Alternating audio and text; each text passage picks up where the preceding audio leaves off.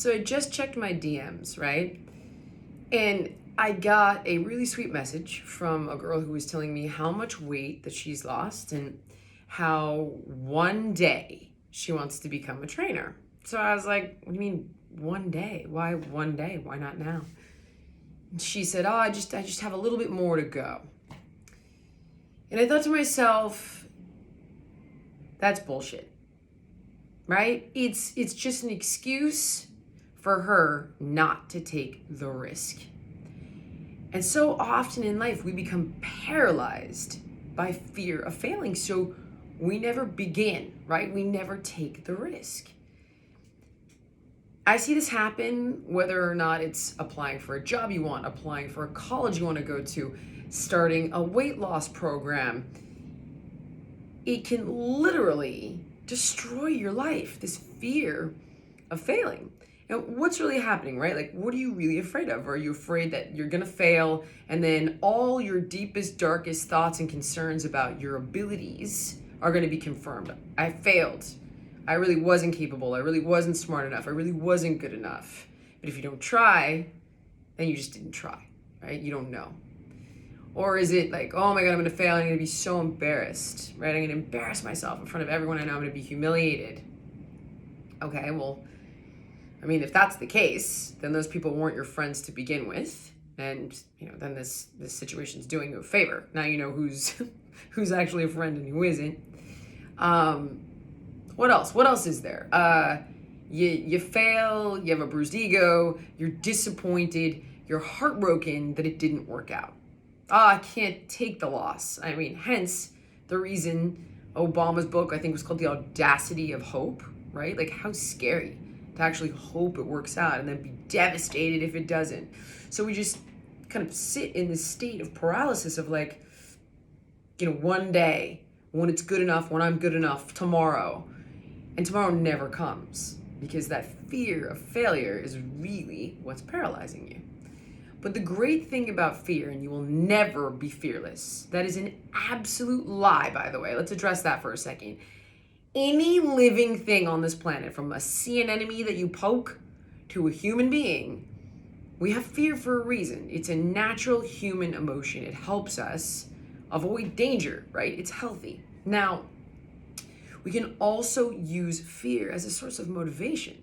So for example, if you're afraid you can't pay your rent, you're going to get out there and apply for a job. You have no choice but to move forward because your fear of not doing so is worse than the fear of taking the risk. I want to play out a couple different scenarios for you to help you move through your fear of failing. Number one, will you die if you fail at this? Most likely not. Chances are 99.9% no. Will you have a bruised ego? Most likely. And a bad day for your ego is a good day for your soul. And the fact of the matter is, if you're not failing, you're just not trying hard enough. You need to redefine the way you think of failure. Failure is a badge of courage, right? Not a validation of your incompetence. So redefine the way you think of it to begin with. Now, if someone doesn't love you because you failed, then that's a person you don't need in your life, as I previously mentioned. Will you survive the setback? Will you survive the loss of it? Yeah, you will. But here is the most important part. We're going to play out a little exercise, okay? I want you to pick a scenario. Let's say asking someone out that you have a crush on or starting a weight loss program. What happens if you do nothing?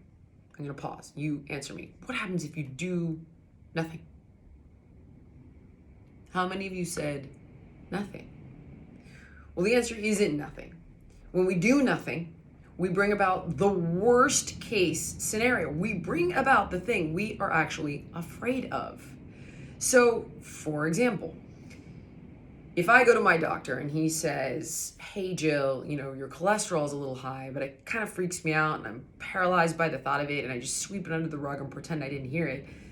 In 10 years or 20 years, does nothing happen? No. I mean, they're probably going to be operating on me with a quadruple bypass if I don't do something about it. God forbid, have a heart attack and die. It's not nothing that's going to happen. So, all right, let's look at this. You find your motivation to take the risk. It works out. Fantastic. You got everything you wanted, right? Scenario number 2. You take the risk and it doesn't work out. You're super bummed out. Man, you lick your wounds. You're depressed for a little while, a little bit heartbroken. However, you pick yourself back up. You look at what went wrong. You learn the lesson, take responsibility for your side of the street, and reapproach again more intelligently. And oftentimes these failures are just preparing you for the right person, place, opportunity, thing that's waiting just around the corner in life for you to be ready for it. Scenario 3, you do nothing. You bring about the worst case scenario. You don't ask out the guy or the girl. Well, they never date you. That's your worst case scenario, isn't it? Yet you don't go on the diet program or the fitness regimen. Well, you become more unhealthy and it greatly compromises the quality of your life and the quantity of your life. You don't apply for the job, you never get it. So doing nothing is really like standing at the edge of the cliff with nowhere else to go but to take that leap of faith. So the next time you feel paralyzed by fear, I want you to run through these scenarios and ask yourself what happens if you do nothing. Oh, I hear my kids. Cue children in 3. 2, the dogs still don't realize it's the kids. They bark every single freaking time. Hello! Come here, Peanut. Just doing a video. You want to say hi? Yes. Hi, everyone. Hope you're having a good day. Hello. What are you wearing, P-Man? What? Oh, God. Okay.